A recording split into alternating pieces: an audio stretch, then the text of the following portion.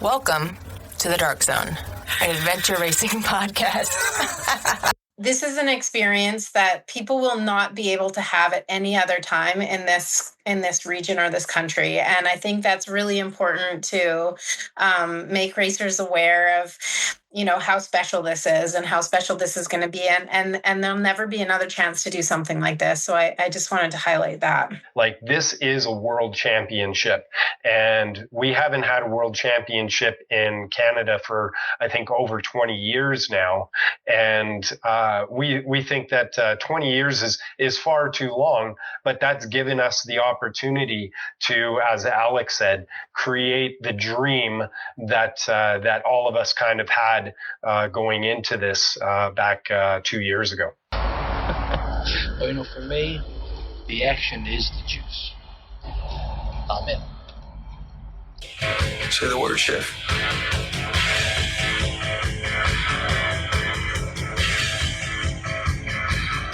Let it rip.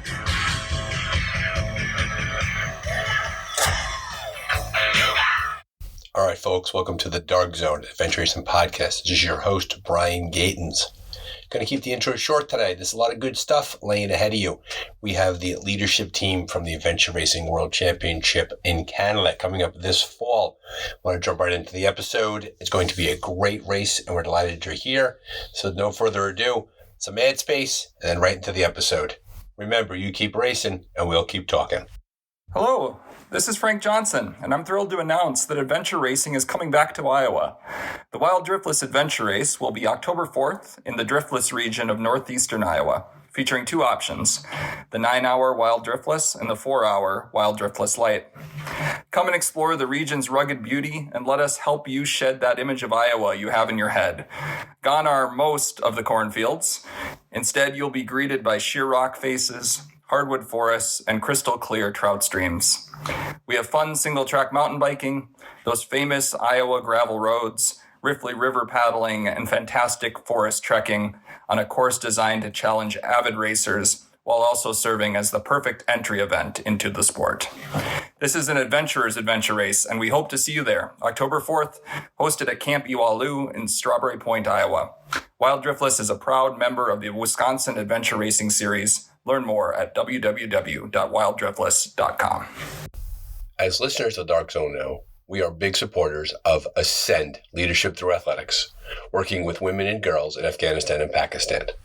Ascend and their annual Hike for Her, hike and auction is right around the corner, Saturday, May 10th, 2025 in Sky Meadow State Park in Delaplane, Virginia.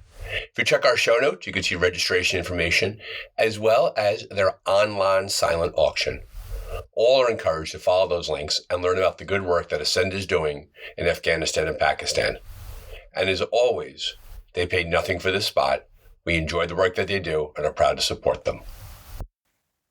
Welcome to the Dark Zone Adventure Racing Podcast. This is your host, Brian Gatens. Big episode today, fun episode today. We are fortunate to have on today's show the entire leadership team, the planning team, the media team for the upcoming Adventure Race World Championships being held this fall in Canada. Obviously, the biggest race of the year for the community, the culmination of a great season. The planning is underway, and we're just delighted to have everybody on the same call at the same time to talk about the race as excitement grows. Dark Zone, we will be there in person and on site to spend the time at the race. We're so looking forward to that. A beautiful place of the world. Penticton and British Columbia is just a gorgeous place to race. So beautiful, a storied athletic location, and we are delighted to see Adventure Racing World Championship taking place there. So thank you to John, Lyndie, Alex, and Kenton for being on the call today. As we go through the call, I'll talk about who you are and the role you play, but we are delighted to have you here. John, I want to kick it to you first. You're the race director. You're the guy juggling the chainsaws, right? You're putting it all together. Talk about the race so far. Give us an update where the race is in terms of the planning and what the racers and those considering racing can expect. Thanks, Brian. Yeah, thanks for having us on again. I know that this is our second time now, and the last time that we actually talked, our entire management team hadn't even been in the same room. It was that long ago, and we've now been working on this for, going on coming up to 2 years right now, and we're super excited of the progress that we've made, and the racers that are signed up, and the teams that are signed up, and the teams that have been fortunate enough to win an entry already into the Adventure Racing World Championships. But yeah, the excitement is building, as they say. And the last, it's almost like a dream this last year and a half as well too, because when you think back to where we started and not having a place that we knew would be our race course, not having a team in place, and not even really knowing one another, where we've gotten to now, this feels like my second family almost. And I think we've had just as many disagreements and arguments and fun times along the way in the last year and a half as well too. And I've gotten to spend lots of time with Lyndie from Hoodoo Adventures, and we've gone to the last 2 World Championships together in South Africa in 2023 and Ecuador in 2024, and got to witness that, and got to represent Canada, got to cheer on other Canadian teams that were at the World Championships, as well as an entire global field as well.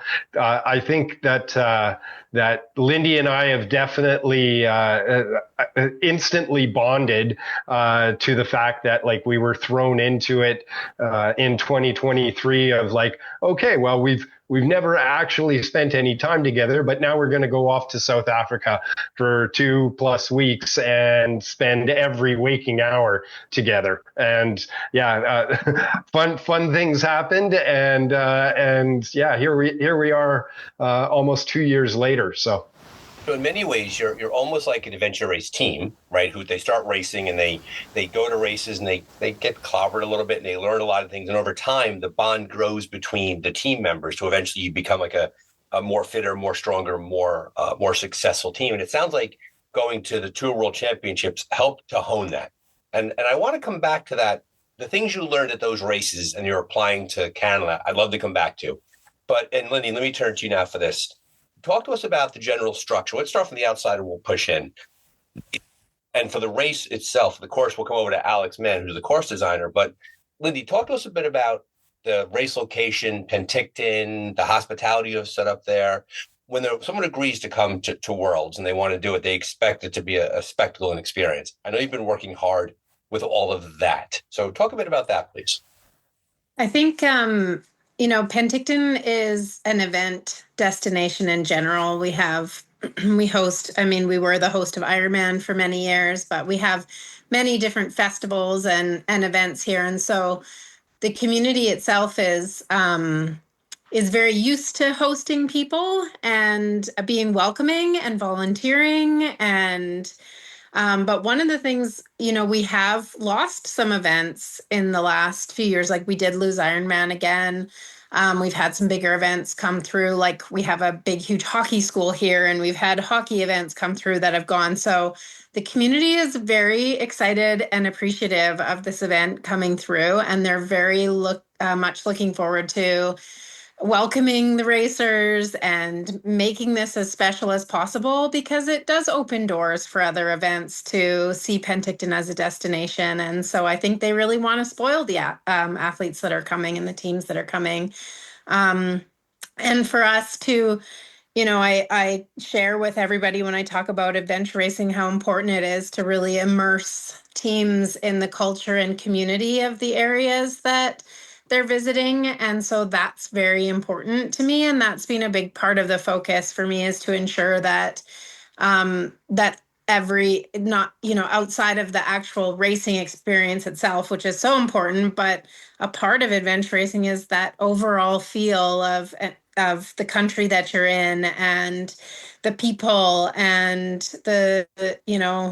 what it is to travel there. And so we're really, my focus is making sure that all of those extra pieces, that the travel's easy, that the accommodation is affordable, and that it's easy enough to get here, and the information is on hand. And I think all of those things really count when you're trying to plan a race of this size. I think, and in 2025, with the way the world is sort of, these last few months are very interesting when it comes to international travel, when it comes to going to other countries. Spend about 3 seconds reading the newspaper and everyone gets a sense of that.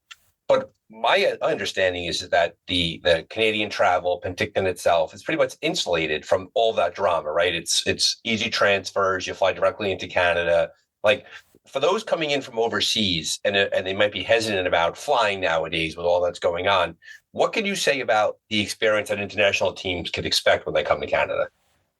Yeah, it is very easy travel here. I mean, you can fly directly into Penticton from Vancouver. We're working with the local airline here. So if you do fly into Vancouver, it's a very easy transfer directly into the city. But you can also fly into Kelowna, and then we're offering a shuttle from Kelowna, and it's only 45 minutes away, and beautiful drive too. So you start to get a taste right off the bat of what kind of scenery you're going to have when you're in the area. But the other part is, like, if you want to rent a car, if you want to rent an RV, the driving is easy, like, especially going to Ecuador and South Africa. I'm like, when you rent a car in Canada, it is much different. The big wide open roads, and, well maintained. And so it is really easy travel here. And I think, like, to your point on newspapers and things like that, I just want to reiterate how welcome everybody is here. It's the doors are open. We want to host you. We want you here, and we want you to come back too. We want you to feel like you were taken care of, and that it was a beautiful place, and that you didn't get to see it all, and that you want to bring your family and come back again. So I think people can expect that experience from us, and it's an easy place to get around. So. Yeah, my introduction to Penticton was through the Ironman. Well, I never raced that Ironman. It was going on the same time as I was doing Lake Placid. And Penticton always was known for being a place that they roll the red carpet out, as you said, and just a beautiful area to race in. Right? And I think that's the big thing to underline is, you race an international race, and they're never held in ugly places, right? That never, ever happens. and Canada is that area is just absolutely beautiful. And so, Alex, I want to kick it over to you a little bit. You're the course designer, right? So we talk about the work that they've been doing. John talked about getting the team together and getting all of those logistics together. Lyndie talked about Penticton as being a place to get to. As we get closer to the race, we narrow in on the race. You're, with all due respect to the other three guests, you're the most important person in the room, right? Because it's about the course design. It's about what it looks like. And you have a lot of experience. And I want you to highlight who you're designing the course with, because there's some famous course designers doing it with you. You can only say so much about the course, right? But I'm going to squeeze as much as I can out of you, because the listener wants that beta. So tell us a bit about the course that you're putting together. Okay, well, first of all, I'll acknowledge the other designers that I'm working with. I've got people like Kevin Hodder, who's worked with Eco Challenge since day one. Brian Finestone, he's been out there working at Eco Challenge Fiji. I've got Cynthia Gagnon from Hoodoo, and John himself. Like, John's been out there probably the most with me. Like Kevin and Brian, they're my advisors that kind of oversee my work and provide feedback on what we're doing. So it's a really collaborative design team. But I guess what we're really going for in this course is a classic, old school Canadian expedition race that's like a true journey, where it'll be a really easy dot watch, because there's not gonna be a lot of spinning around. There's gonna be a lot of you look at it, you're gonna know who's in the lead, kind of thing. It's a journey. We're gonna, I think we're you can edit this out if I'm allowed, but it's an A to B. So we're ending in Penticton. The course is 750K long, and basically draw a circle around Penticton, and you can guess however you want where we're going to start you. We're going to plunk you way off, and you're going to work your way back. You're going to see a beautiful cross section of BC, different climate zones, geology. It's long and hard, but the scenery is fantastic, and there's always going to be something to look at. And it's kind of the race course that I would want to do. I'm building my dream course kind of thing. And when we started, I think we had about 5 courses that really would work. So we've got stuff to work with in the future, but we narrowed in on this one for this race, and I think we're all super happy with it. That's where we're at right now. And so obviously, this, and you have this amazing playground to work with, right? I mean, I feel for some, living in the Northeast of America, we have a lot of population density where our forest and our wild areas is relatively, it's tough. It's tough to get permit to go into it. And it's getting there is actually hard in many ways too. Right. And my understanding is that you just have so much land to work with and so many good things to put on there that, you talk about the idea A to B and in Penticton, 750, kilometers. Great. Good luck, everybody. The person that could pick the course out, God bless them, because there's just so much to do up there. You mentioned and thinking about the person who's home now, and they're definitely coming in there and they're going to race there, and they've decided that they want to take on this challenge. 750K, what do you put on your racer brain for a second now? What would you recommend that for teams to be truly ready for the course? And it's going to be a bear of a course. I think that goes without being said, a really, truly challenging World Championship course. What would you recommend for teams to be doing now? And it's April of 2025, right? So we're X amount of months away from the race. This weekend, after listening to this podcast, what should they be talking about and how should they be training for the race? Okay, I guess there's probably tips for each discipline, really. I think the main one that comes to mind is get your nav nailed. So dial how you're navigating. Be ready for off-trail bushwhacking in mountainous terrain. And if you expect to be moving at night, you're going to have your altimeter skills dialed. That's probably the main thing. There's going to be some variability, lots of route choice options. So I think the navigators out there that really excel at that kind of thing are just going to be stoked. They're going to love it. And they're going to look at the maps and go, man, there's so many things we could do here. And we got to pick what we think is going to be the fastest. That's trekking, right? So on foot mostly. Other things like pack rafting, there's going to be some long paddles, varied water conditions, from beautiful flat turquoise glacial lakes to swift water rivers, like a long time with swift water, and some whitewater up to class 3+. So that, the usual, but some pretty long sections. I can feel the racers like salivating at home now. So you're describing this beautiful, the pack raft, and then go back even to the travel. It sounds to me, I remember in 2018 at Untamed New England, when Grant Killian put the race map out there, and literally it was a huge green blob with like a checkpoint in the middle of it. Like there were no trails getting to it. Like you had to figure that out.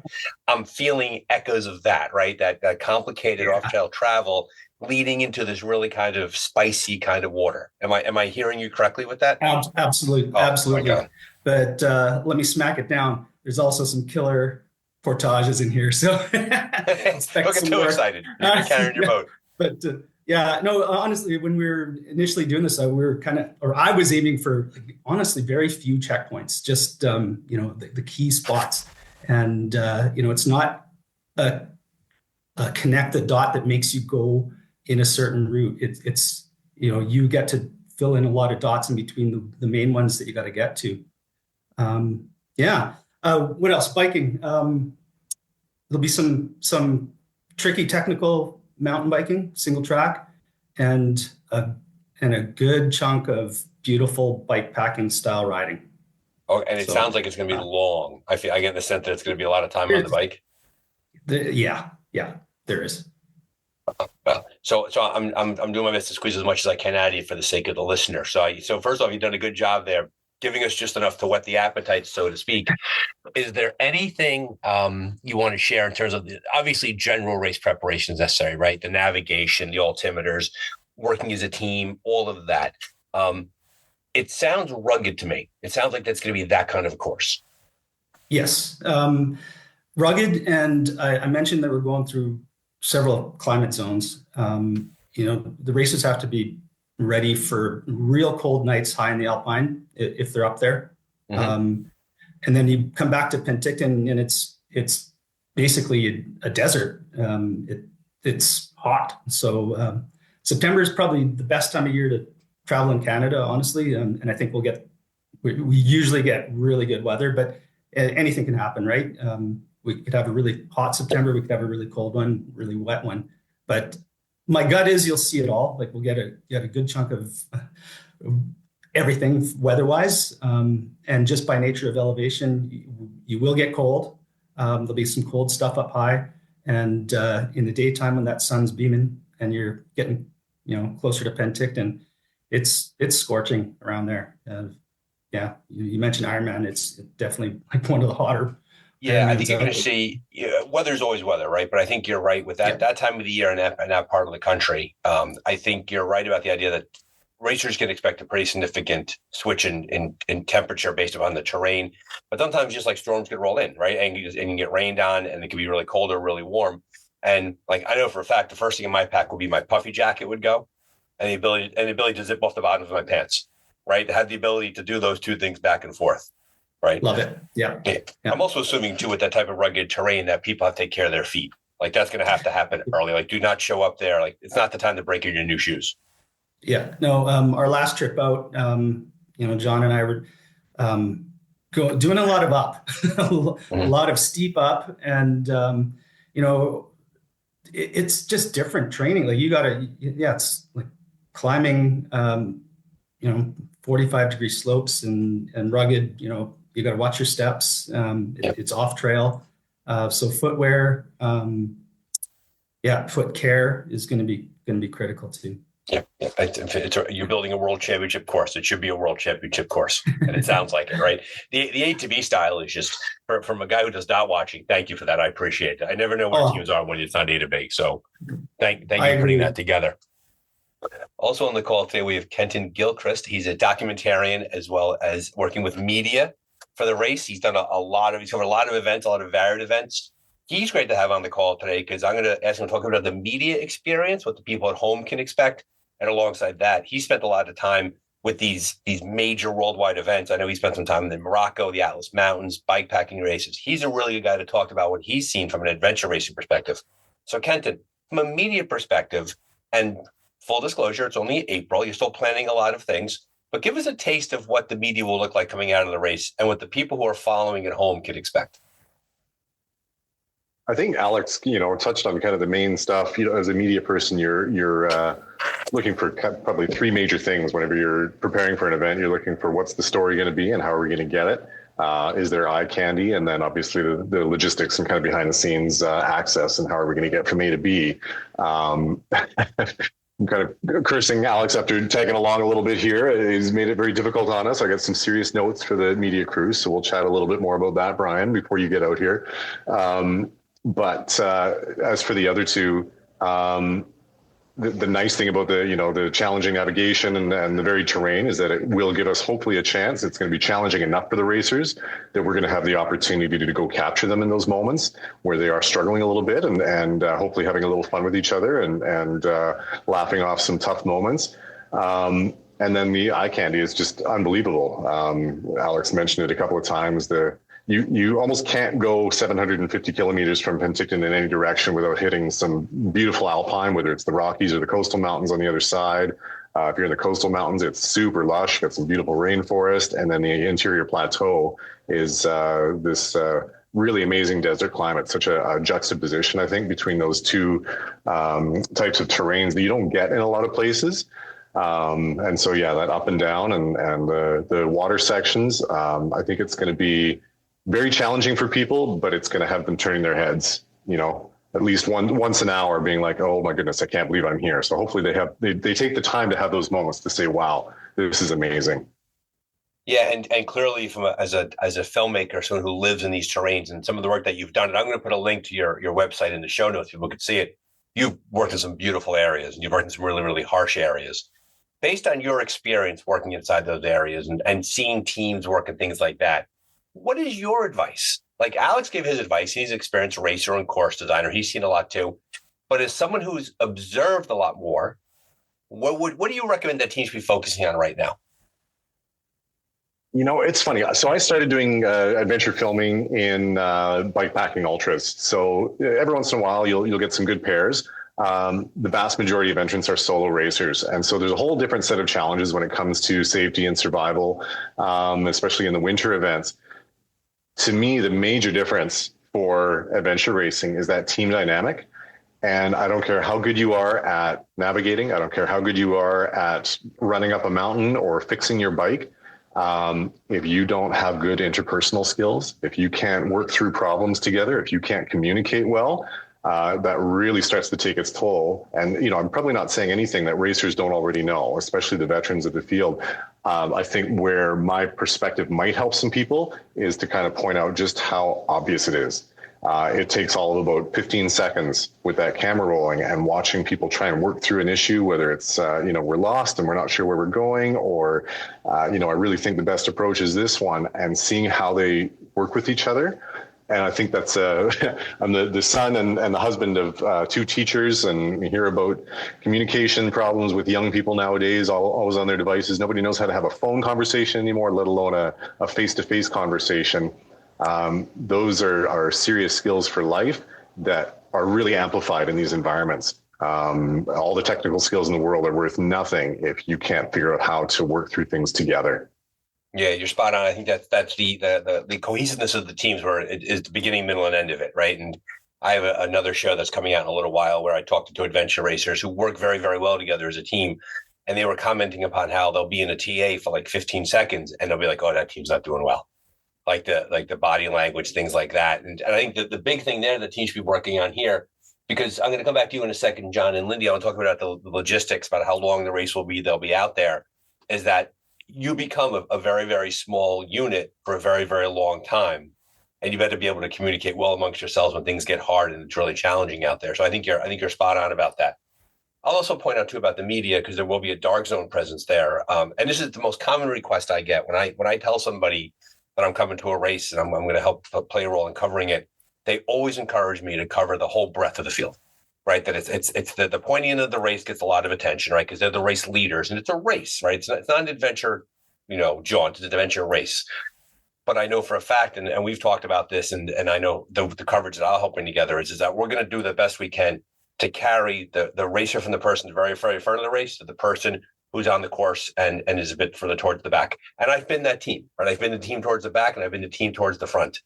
And so for those at home, as they watch the media, we're working on a really good plan to bring a lot of different varieties, a lot of different updates along the way to everybody who's home, because this is the most watched race of the year, right? This is what the whole world tunes in for this. And so I think for those who are considering coming out, you could rest assured that there's a concerted effort to bring a full attention to the whole breadth of the field and not just picking on those individual people. And I think that's an important thing to point out now. John and Lyndie, coming back to you, logistically speaking, Alex said it was 750 kilometers. Talk to us, and I know this is readily available, but I want to say it on here again so the folks who don't know can understand it. How long is the course open? Like, what are the dates? When are they expected to be in Penticton? When does the course close down? Like, walk us through those logistics. Okay. I have, well, as far as like arrival times, I mean, I've had teams contact that say they're coming out to spend the summer here, which is amazing. Teams from Eastern Canada that can work remotely, or even from the US that can work remotely. So that's been lovely to hear. But our regular shuttles run on the 20th and the 21st.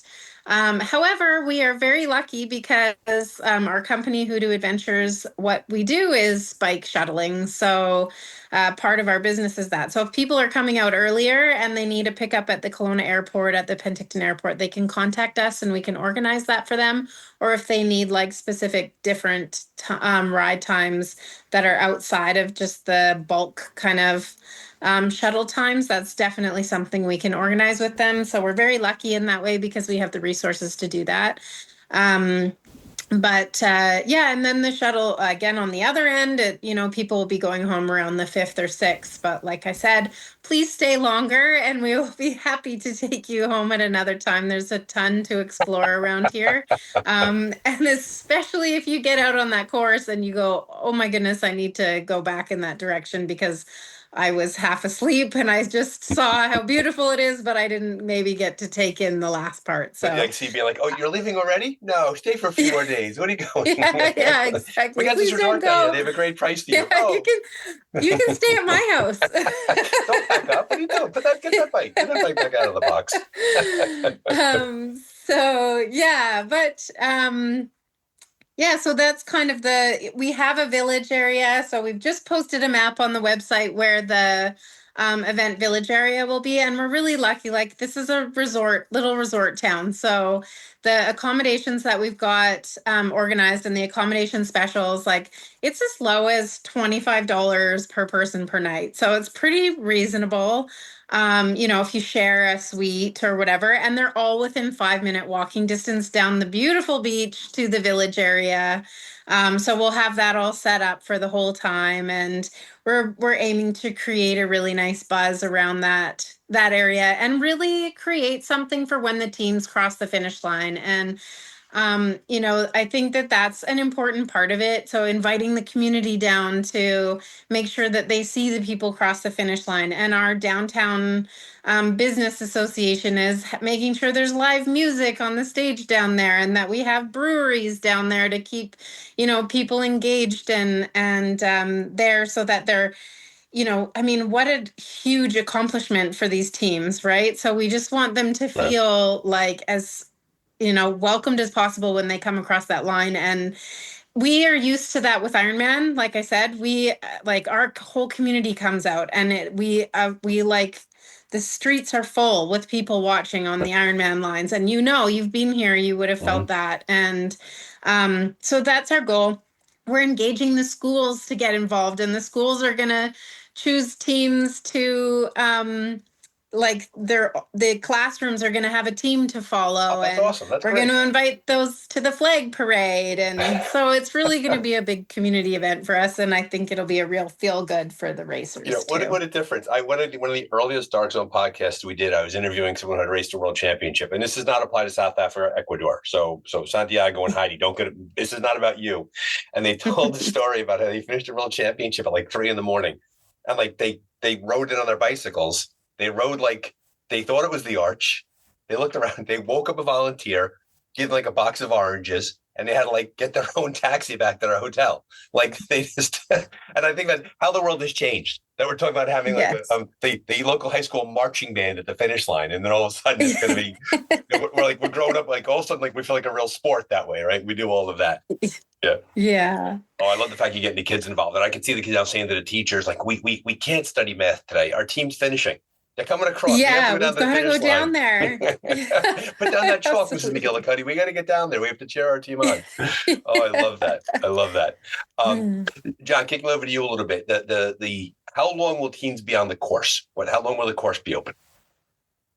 Thanks. Lyndie, she's got all of the dates and the times for the logistics leading up to and the finish line and everything else. And my focus has been on the race course in conjunction with Alex. So that's what we also have Cynthia, who's working with Hoodoo Adventures with Lyndie as well too. So she's our logistics coordinator.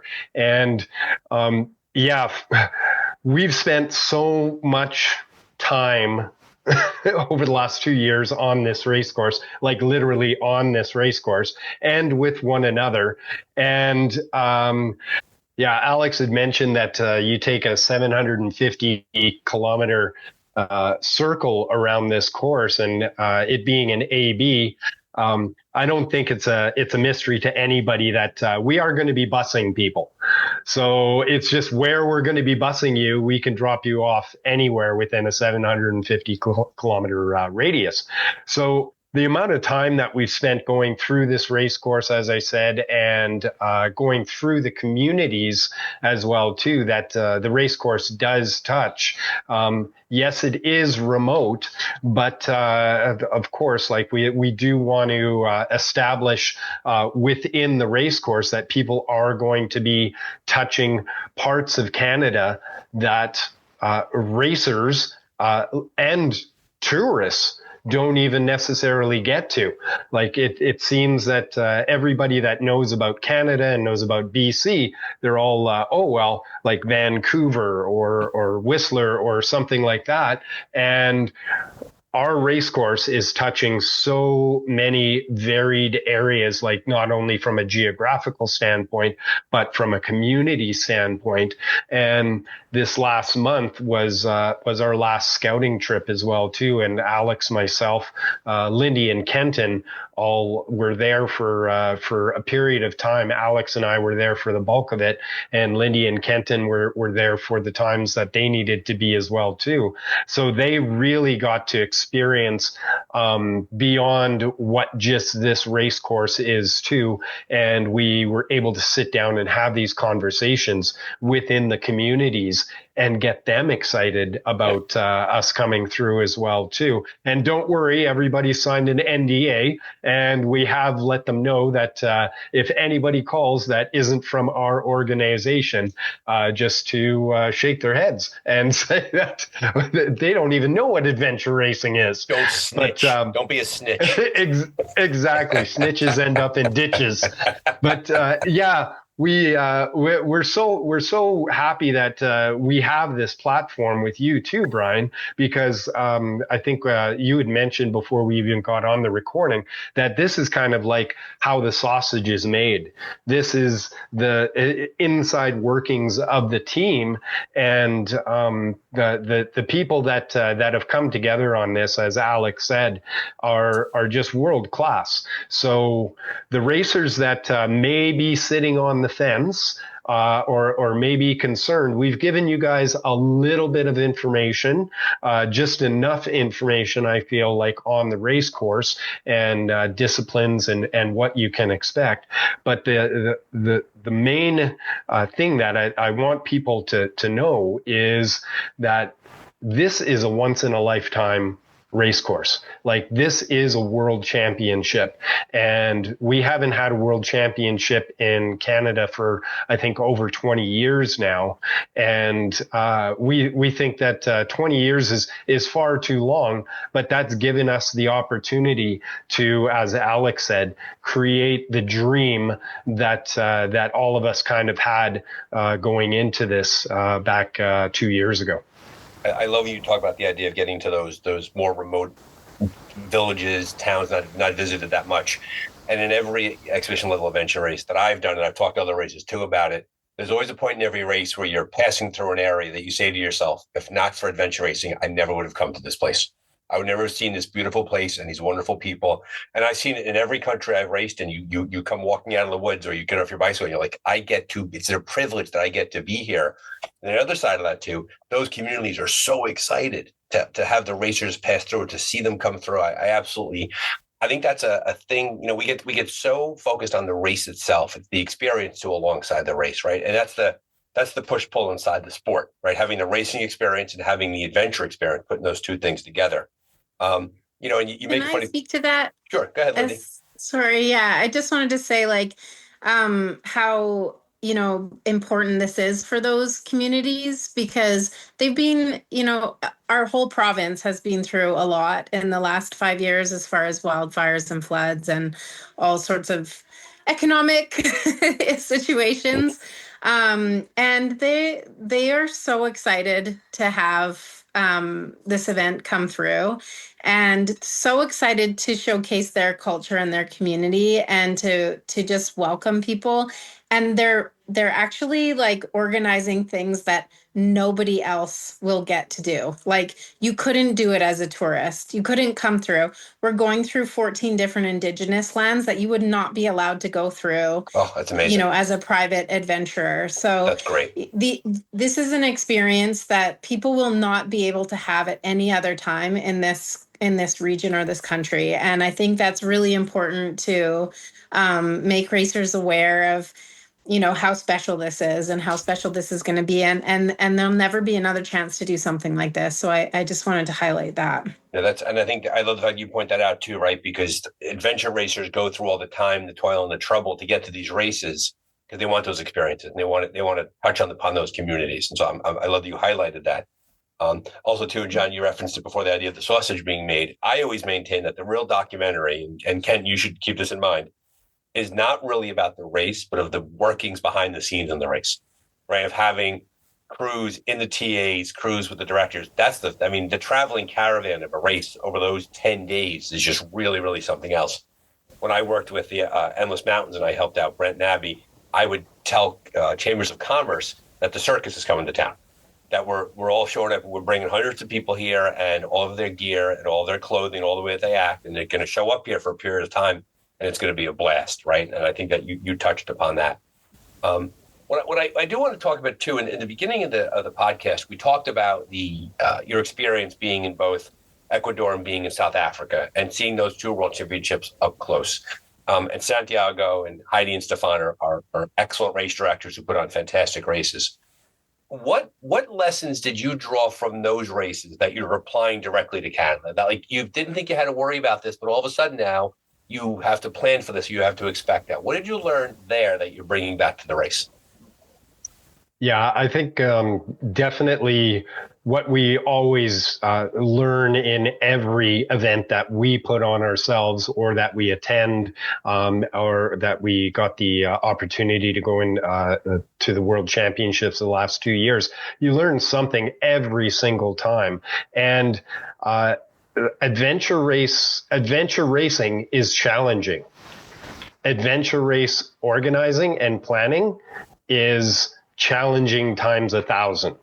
Like the amount of things like you had mentioned or whatever, juggling the chainsaws or spinning the plates, the amount of things that you have to sort of keep an eye on or keep a close like touch point to what's a safety thing, what's a logistic thing, what's a volunteer thing, how are we going to get the media in there? Like the last 2 years of us being on this race course, like Alex and I have now had I think 4 flat tires.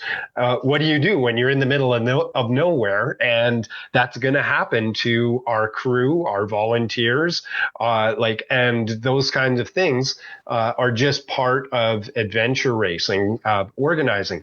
And so when we were in South Africa, like Lyndie had touched on or whatever, the rental car situation was very different. The roads were very different, the accommodations, and that's what makes those places special though too, because that's why you go there, is because you don't want to do something that you can get out in your backyard. That's why people went to South Africa. That's why people went to Ecuador and Santiago's race. Like Lyndie and I, when we were driving around in Ecuador, we also had Brad Bomber, who is our safety coordinator, with us as well too.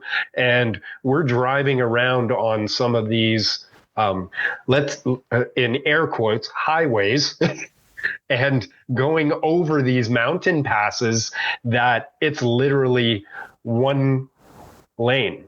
And you've got semi trucks that are coming down a mountain pass in the middle of the night, and semi trucks that are going up a mountain pass in the middle of the night. And amazingly, somehow they figured this out.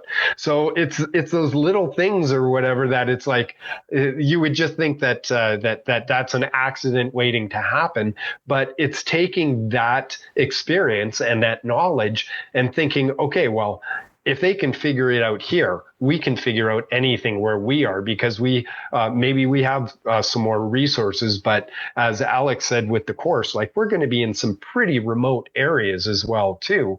So like, from a logistical standpoint, from a safety standpoint, from just a overall enjoyment standpoint as well too. You had mentioned we're going to have racers that are going to be the front racers. They're going to be the front teams, the top 10 teams that are racing for a spot. But you're going to have the tail of the snake, so to speak, of a lot of other teams that aren't necessarily racing for their placing, but they're racing for the experience, for the adventure. And we're really throwing it out there to Canadian teams as well too, because we do have really good organizations throughout Canada. I'm also the race director in Manitoba with Swamp Donkey as well too, and we're hoping that we can draw from all these other races and race provinces and bring a good Canadian contingency that we saw in Ecuador. Like, the majority of the field were Ecuadorian teams. We saw that in South Africa. The majority of the teams were also from South Africa. So, it becomes a de facto national championship. It's a world championship, but it's a de facto national championship. Very, very common. Exactly. So we want to make sure that we're designing a course that is going to be world championship level, that's going to challenge people in that way. But we are also designing a course that's going to challenge people to come out for the adventure and really experience what Canadian wilderness and adventure racing is. I love it. And it makes me want to switch from media back to racing, but that's not in the cards of this year. Lyndie, anything you want to add to that about your experience being at the international races? Yeah, I mean, I think it was invaluable to be there on so many levels, like the organizational side, and how important it is to take care of the people who are organizing, the race, and the size of teams too, like the organizing team, and how how challenging it is when you have a small team of people and when you've got a few extra resources, what a big difference that makes. But even just from the racer perspective, being able to ask teams that we saw at the last, few world champs, like, what are some things that you liked and didn't like? And we put out that feedback form, and that was really helpful for us to be able to build off of things that, that perhaps the teams really wanted to see in this type of race. And there were so many levels, and even just meeting the volunteers that were there and getting to see them face to face. And now they want to come and help us at our race. And I don't think we would be able to do what we're doing here without having gone and had those experiences. It just wouldn't be the same. So yeah, it was definitely worth every minute of it. Yeah, the only thing that I want to add is South Africa and Ecuador. They put on an amazing after party. So that really set the bar high for us here in Canada. And we feel like we know how to party. That's all about what Canada is. So they've set the bar so high that I know within our organizing team that we've got some people that can help out from the party end of things as well too. So there's some poor racer that's listening to this with their spouse, and the spouse can be like, "You're not going to race. You're going for the after party." I'm on top of you. I know what's going on here. I'm on to it. Isn't that why we do this? Isn't that why we do this? Like, whoa. I was on the fence about racing. Penticton, beautiful, really nice. He mentioned the after party. Where do I sign up? That's correct. Exactly. So speaking of signing up, it is now late April 2025. Where are you in terms of deadlines and registration? When should teams make their decisions by? I can speak to that. I mean, the sooner the better. It's such a huge, it's so difficult because a lot of things are on. I mean, you have to know because every few teams is another van. It's another. Yeah, you know that. Okay. So ASAP. And the registration closes at the end of May, and I know that that's still 4 months out of the race, and I know some people are waiting on their last teammate or of travel visa or whatever it is. So it's it makes sense. but the amount of stuff, like ordering things, and then it becomes a crunch time, and we don't know how much and how many buses and how much, it's so.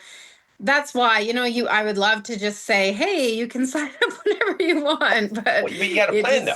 You got to have vans and trucks and all of that, right? You have to move gear around, so you have to know in advance. The logistics is crazy on this one. So and I'm assuming too that teams that have specific questions, right? If they're wondering about something, if there's that, they can certainly reach out to anyone, to you, I would say specifically on this call, and say, listen, like I have a question about this thing, like. And you're able to give them a response that will help them guide their decision making, right? I'm assuming that that's you're a small enough group that you guys can do that for people. Absolutely. And the other thing too is like, some people have talked about, can we just put a deposit down and figure out, because they're waiting on sponsorship or, whatever that is. And that's great. If we know that you're coming, that's the important part. We need to know that you're coming so that we can include you in the numbers. And got it.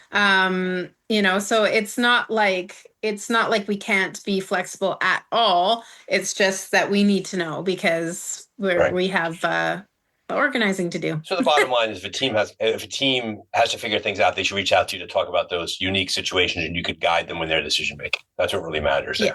Okay, good. Absolutely. Good. Yeah. Excellent. Kenton, I want to kick it back over to you. In terms of the media preparation, I know that you had done some thoughts about the teams that were coming out and the stories that you want to tell. Are teams expected to reach out to you at any point to give you feedback on their size, where they came from, their experience, things like that? You and I did talk about that. I don't think at the moment. I think we're kind of waiting for registration to fill up, and then we'll start reaching out to the teams directly. But yeah, I think knowing what the stories are and people's backstories and their motivations for coming and that sort of thing is really helpful. We're going to film a documentary in tandem with doing the race media as well, all the live media.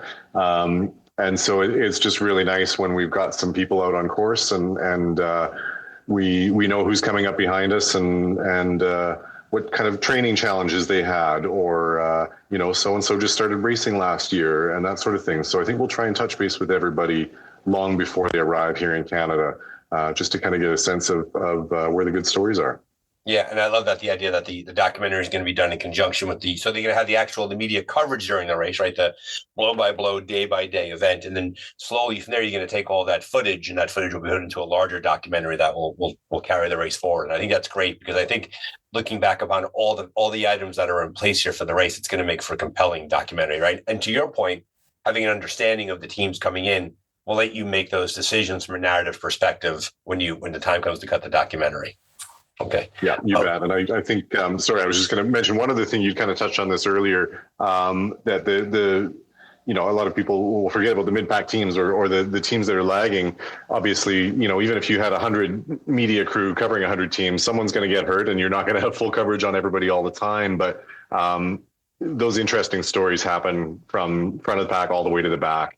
And I think the documentary is just one more reason why we want to make sure we're trying to be within striking distance of just about everybody on the course, if possible. Yeah. Well, it's easy to say that now, the day 3 of the race, when the tip of the race and the back of the race are 100 kilometers apart. Well, we'll be getting the van drive around the course pretty quickly to catch up with all those teams. But that's great that there's definitely going to be all that's connected to the race and the media preparation that you're doing. And post-registration closing, those teams can expect to have some sort of feedback model to reach out to the organization to talk about their stories. Alex, we're going to wrap up with you now, right? And you've been the most quiet during this interview because you know the most about the course, and you can really kind of say the least about it. But I want to put you on the spot one more time, because the racer in me insists that I try to squeeze as much as I can out of you.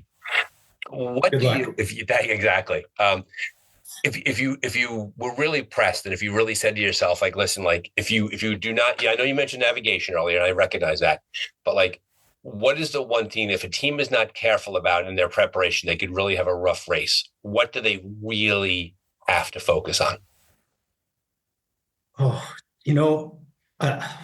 say this over and over again, and it sounds simple, but it's just so true. It's just comfort with your equipment. You're just using it so long. yeah, I mean, you're going so long with this stuff. You better make sure it works with you and you're comfortable and it's well broken in. Bike seats, clothes, everything. Yeah. No, it becomes a second that's skin. my simple advice. Right. It's a second skin, right? Exactly. The jacket you're wearing, the clothes you're wearing, and it has to be on there for over a week, right? So it has to be there on top of you for that. Well, exactly. I want to thank all four of you for being on this call. You know, the excitement that we have here in Dark Zone World headquarters for the races is high. You know, energy will grow towards it. There's these great races going on right now. I know in Morocco right now with Raid Bimbash, which I think is how they say it. That's going on right now. There's other races that are happening around the world and around the country, and it's fantastic. And then as the lead into Worlds, it's going to be a wonderful way to finish up. It's going to be a great season for adventure racing. So thanks for being on the show.